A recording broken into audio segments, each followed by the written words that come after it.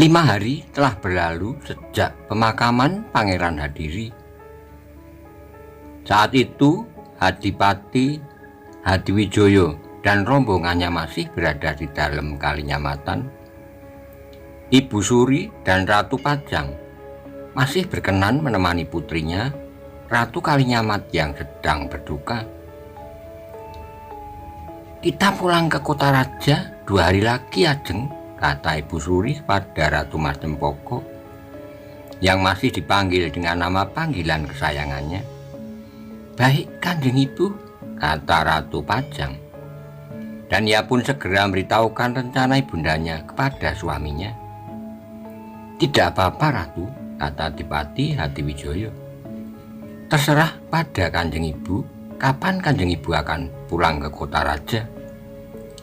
Ratu Kalinyamat yang sedang berduka beberapa hari telah dihibur dan diajak berbicara oleh Ibu Suri, Ratu Pajang maupun Hadiwijoyo. Kadang-kadang Ratu Kalinyamat berbincang-bincang dengan Hadiwijoyo.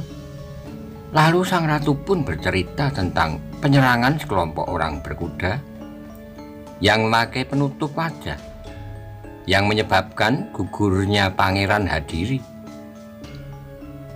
Malam harinya, beberapa saat setelah hari menjadi gelap, Adipati Hadiwijoyo sedang duduk di pendopo Kalinyamatan, dihadap oleh Nayaka Praja Kadipaten Pajang beserta anak angkatnya Sutawijoyo, Kakang Pemanahan, Kakang Penjawi, Kakang Jurumartani, dan Ko Sutawijoyo.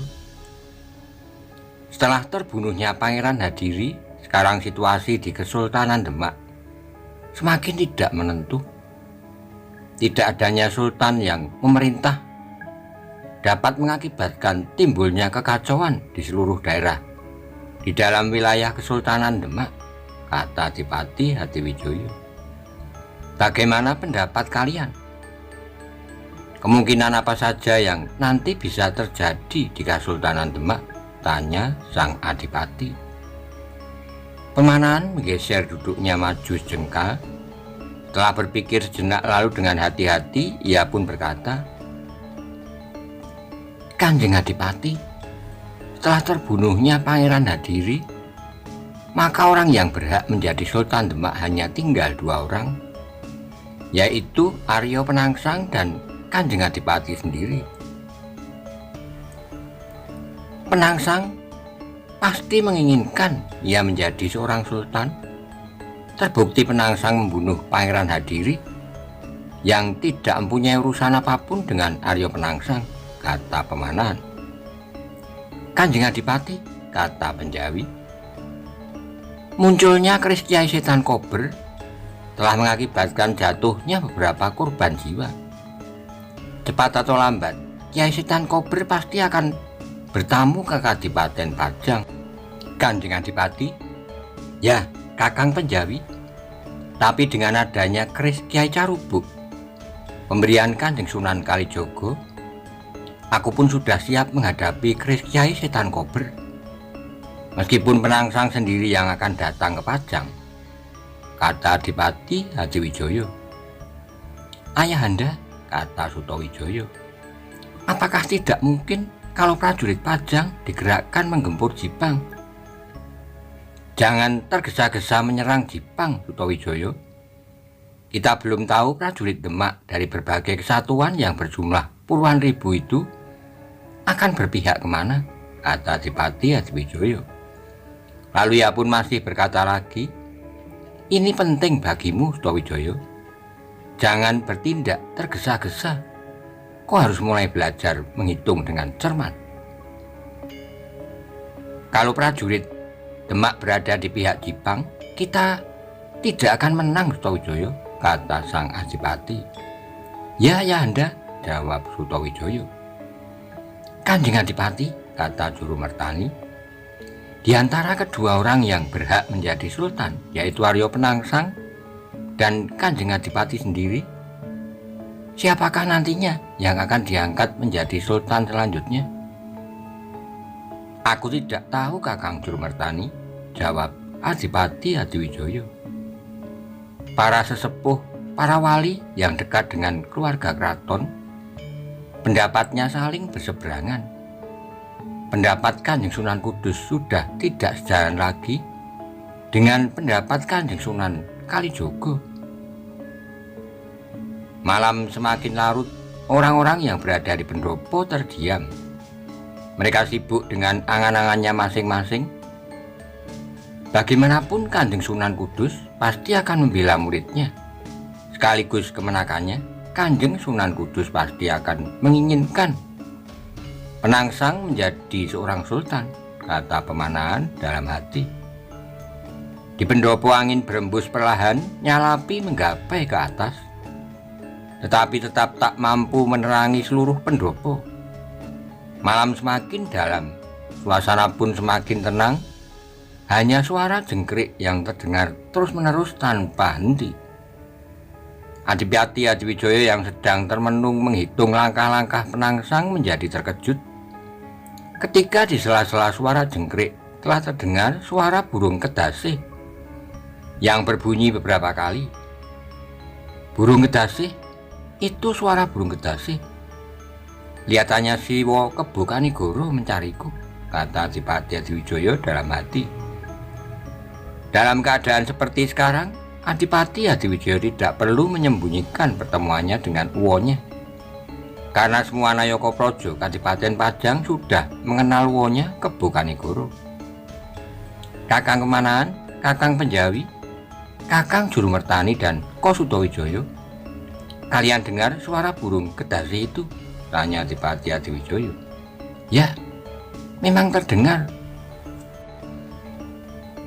suara burung kedasih, Kanjeng Adipati, kata Pemanahan. Hadiwijoyo pun kemudian tersenyum dan berkata, itu adalah suara Siwo Kebo Kanigoro, menirukan suara burung kedasih memanggilku. Nah, Kakang Kemanahan, aku akan menemui Siwo Kebo Kanigoro. Kakang Kemanahan dan yang lainnya berjaga di sini dulu. Jangan meninggalkan pendopo. Nanti kalau Kanjeng Ratu bertanya, jawab saja, aku sedang menemui Siwo Kebo Kanigoro. Baik Kanjeng Adipati, kata Pemanahan. Saya dan Kakang Jurumartani akan berjaga di pendopo ini, sedangkan Adi Penjawi dan Danang Sutowijoyo akan berjaga di ruang dalam. Ya, kalian aku tinggal dulu, kata Adipati Hadiwijoyo. Kemudian ia pun turun ke bawah, berjalan ke arah suara burung kedasih. Dengan cepat, Adipati Hadiwijoyo berjalan keluar dari Regol dalam Kalinyamatan. Kanjeng Adipati Hadiwijoyo mau pergi kemana? Tanya seorang pengawal yang menjaga Regol. Di dalam udaranya agak panas. Aku ingin keluar menyejukkan badan sebentar, jawab sang Adipati. Penjaga Regol Kalinyamatan tidak menjawab. Ia hanya melihat ke arah Adipati Hadiwijoyo yang berjalan ke selatan. Adipati Hadiwijoyo masih terus berjalan mengikuti suara burung kedasih. Tapi dalam suasana di Kesultanan Demak yang sedang carut-marut seperti ini, dia tetap tidak kehilangan kewaspadaan. Kelihatannya itu adalah suara burung kedasih, siulan dari Siwo Kebo Kanigoro. Tetapi kalau aku salah duga, dan ternyata yang menirukan suara burung kedasih itu adalah Arya Penangsang, atau siapapun yang memancingku keluar dari dalam Kalinyamatan, maka aku pun sudah siap untuk bertarung, kata Adipati Hadiwijoyo dalam hati, dan ia pun segera mengeterapkan aji lembu sekilan. Keris Kyai Carubuk pemberian Sunan Kalijogo yang selalu dipakainya telah digeser ke sebelah kiri depan sehingga tangannya setiap saat dengan cepat bisa meraih hulu kerisnya yang memang dipersiapkan untuk menandingi kalau lawannya menggunakan keris setan kober. Dengan langkah yang cepat, Hadiwijoyo yang telah mengeterapkan aji lembu sekilan terus berjalan mengikuti suara burung kedasih yang bergerak ke arah selatan. Meskipun saat itu bulan hanya terlihat sebagian, tapi masih cukup buat Hadiwijoyo untuk melihat keadaan di sekelilingnya. Berapa saat kemudian ketika sampai di sebuah pertigaan, maka suara burung kedasih pun berbelok Setelah itu suara burung itu pun lenyap, tidak terdengar lagi. Suara burung kedasi itu telah berhenti, kata Hadiwijaya dalam hati. Hadiwijaya menajamkan penglihatannya agak jauh depan. Tampak bayangan seorang yang memakai sebuah caping sedang duduk di pinggir sebuah tanah yang agak lapang.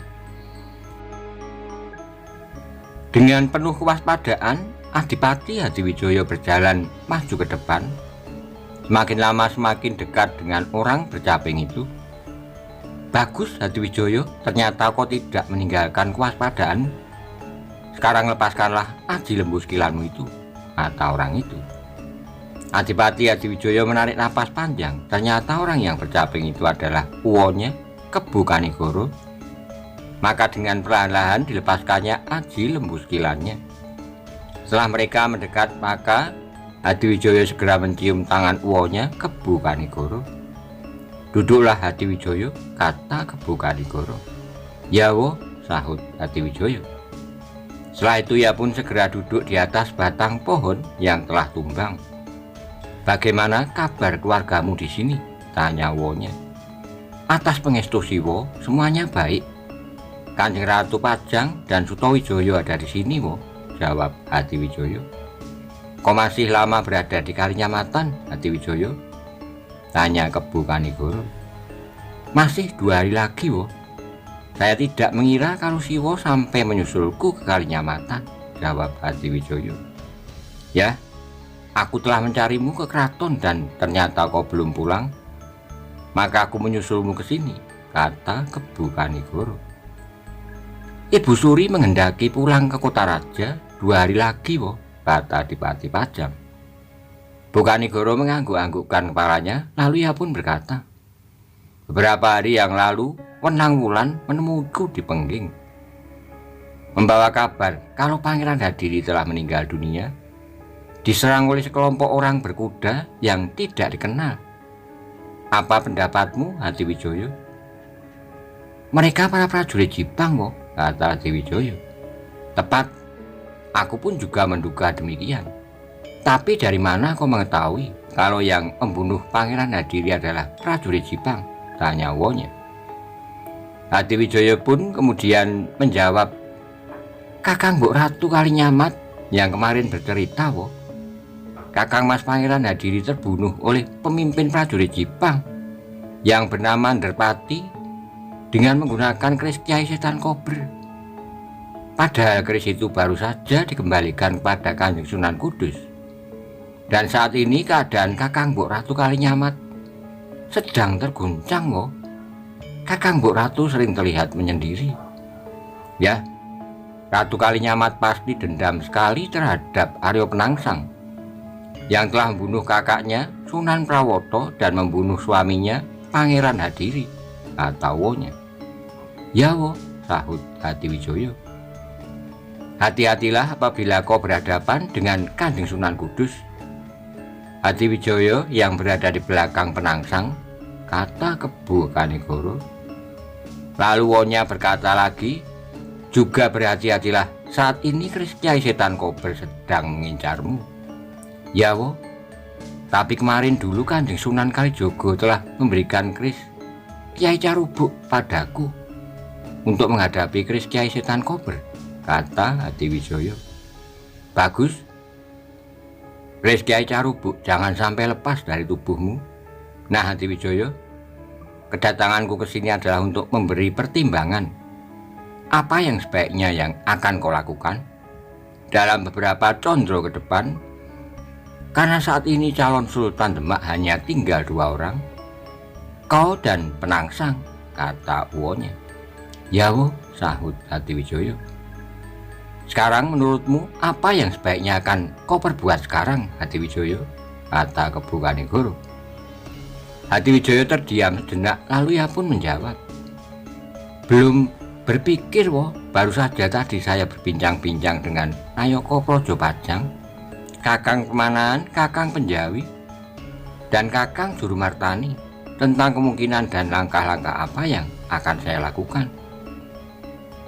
Malam pun semakin larut, Kebu Kanigoro dan Adipati Hadiwijaya masih berbincang mengenai masa depan Kadipaten Pajang dan mengenai tahta Kesultanan Demak yang saat ini dalam keadaan kosong.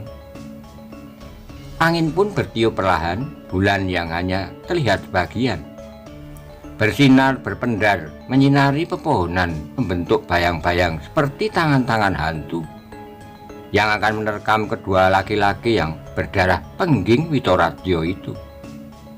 Tapi kedua orang itu tidak pernah takut kepada bayangan yang akan menerkamnya. Mereka berdua masih terus berbincang dan sesaat kemudian terdengar Kebu Kanigoro berkata, "Nah, Adiwijoyo, kau harus bergerak cepat.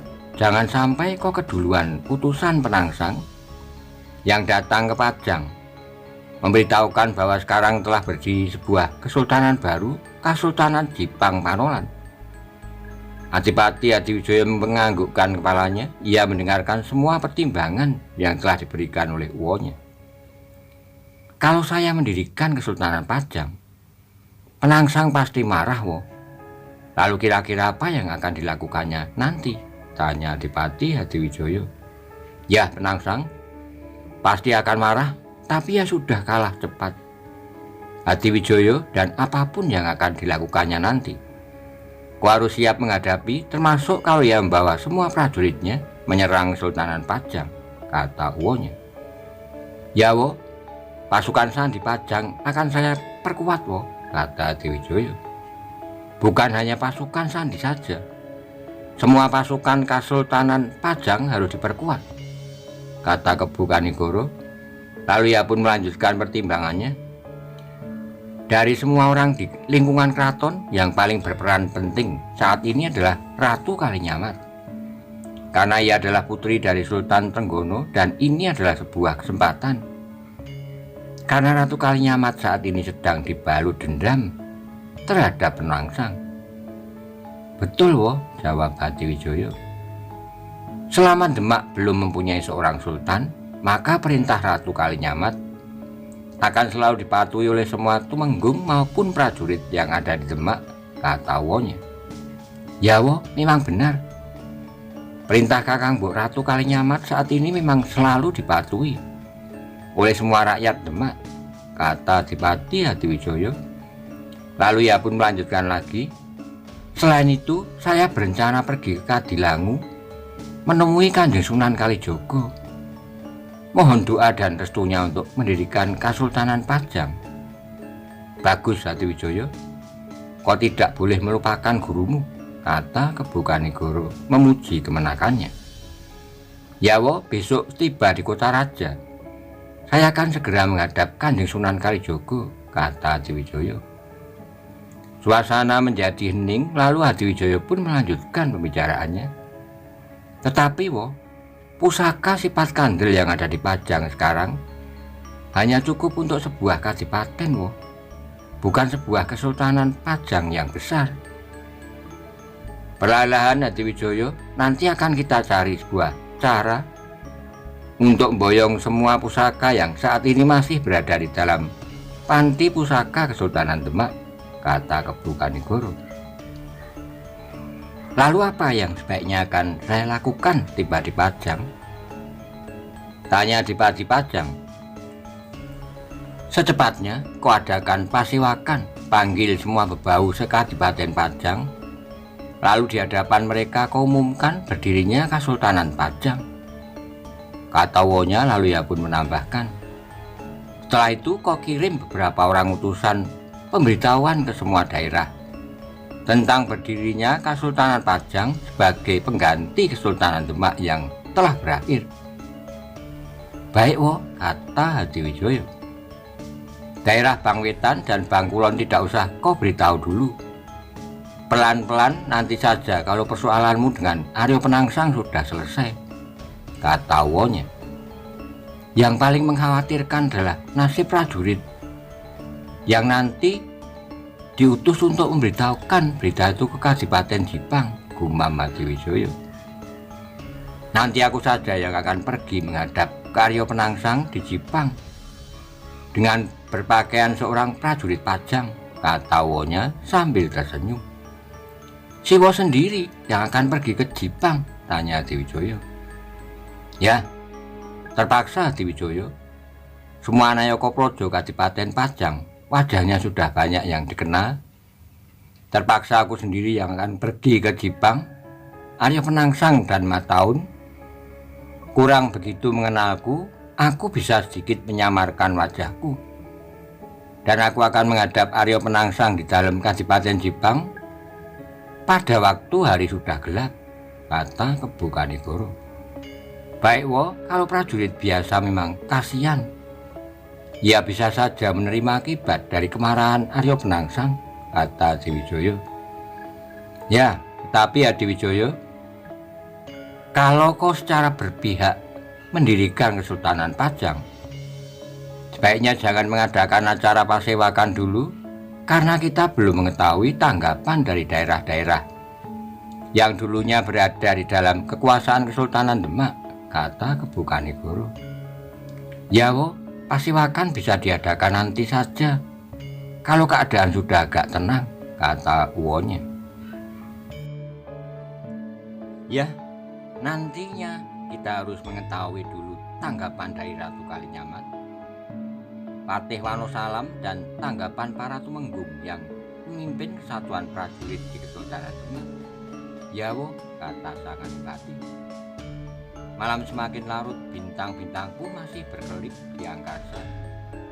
Kedua orang itu pun masih berbincang beberapa saat, hingga Kebu Kanigoro akhirnya berkata, Adiwijaya, kelihatannya apa yang aku katakan sudah cukup. Aku telah memberikan beberapa pertimbangan yang bisa kau laksanakan nanti tiba di Pajang. Ya wo, kata sang adipati. Nah, kita berpisah Adiwijaya. Aku akan kembali ke kota raja, kata Kebu Kanigoro. Baik wo. Adiwijaya kemudian mencium tangan wonya. Kemudian mereka pun berpisah. Kebu Kanigoro berjalan ke arah selatan, sedangkan Adiwijaya berjalan mengayunkan langkahnya kembali ke dalam Kalinyamatan. Pengawal penjaga Rigol menunduk hormat ke arah Adipati Adiwijaya ketika sang Adipati berjalan melewati Rigol masuk ke dalam Kalinyamatan.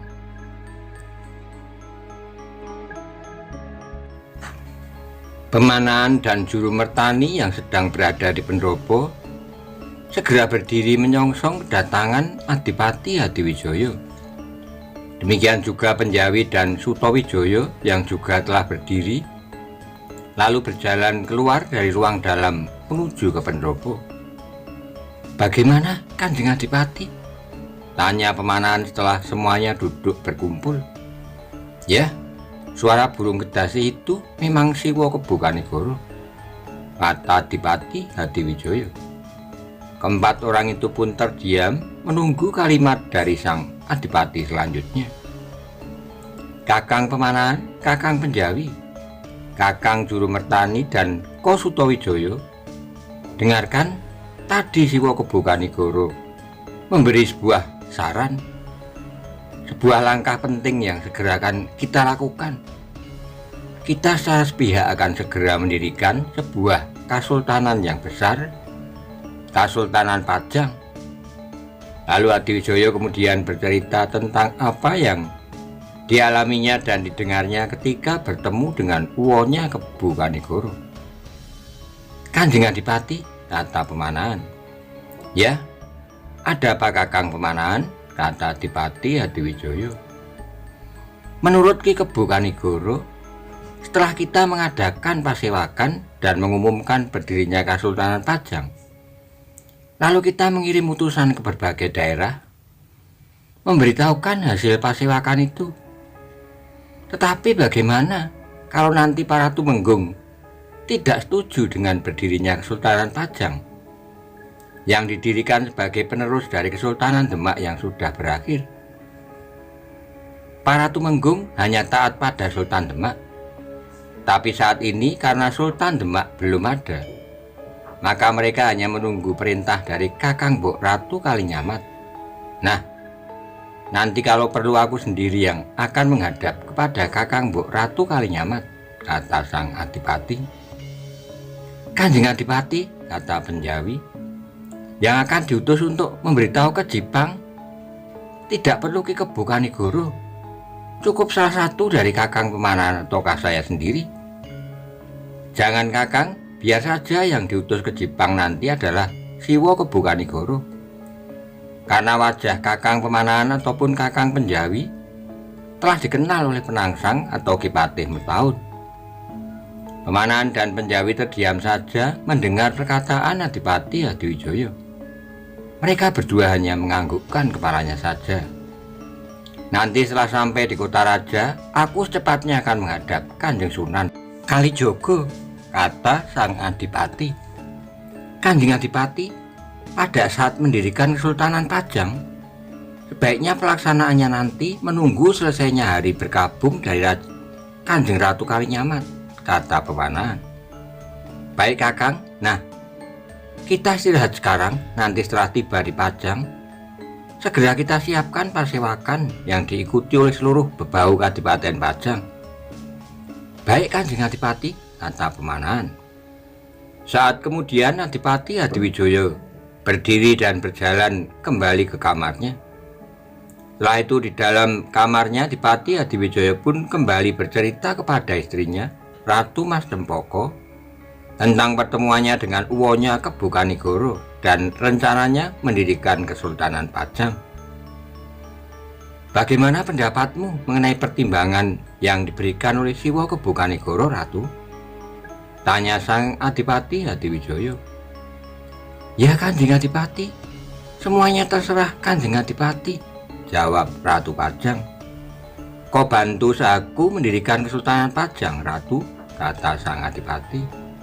Ya Kanjeng Adipati, jawab Ratu Pajang. Malam semakin dalam, Adipati Hadiwijaya telah tertidur di samping istrinya Ratu Mas Dempoko. Suara burung malam pun telah mendengar beberapa kali di sekitar dalam Kalinyamatan. Udara pun semakin lama menjadi semakin dingin.